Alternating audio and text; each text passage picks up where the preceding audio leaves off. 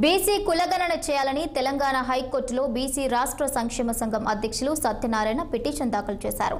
ఈ మేరకు పిటిషనర్ తరపు నాగుల శ్రీనివాస్ యాదవ్ వాదనలు వినిపించనున్నారు.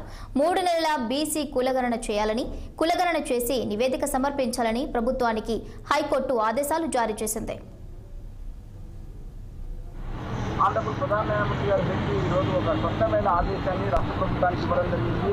కులగణన చేపట్టి బీసీ సెన్సస్ ఎంతుందో ఇమీడియట్గా 3 months లోపల రిపోర్ట్ సబ్మిట్ చేయాల్సిన అని డైరెక్షన్ ఇవ్వడం జరిగింది. కానీ it has to be implemented by the direction given by the honourable high court has to be implemented quickly.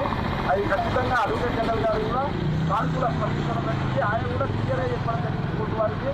మేము కూడా రెడీగా ఉన్నాం to conduct the cab census అని చెప్పడం జరిగింది. అందుకోసం జడ్జి గారు immediately after hearing the IG గారు clear order has been passed directly to state government to complete the census, BC census within 3 months. కాబట్టి ఖచ్చితంగా జరుగుతుంది, న్యాయం జరుగుతుంది. ఏదైతే Kamareddy declaration implemented without fail అని మేము అనుకుంటున్నాం. ప్రధాన న్యాయమూర్తి గారి బెంచి ఆంధ్రప్రదేశ్ ప్రధాన న్యాయమూర్తి గారి బెంచి ఈరోజు ఒక స్పష్టమైన ఆదేశాన్ని రాష్ట్ర ప్రభుత్వానికి ఇవ్వడం జరిగింది. కులగణన చేపట్టి ప్రకాశం జిల్లా కురిచేడు దేకనకొండలో వినాయక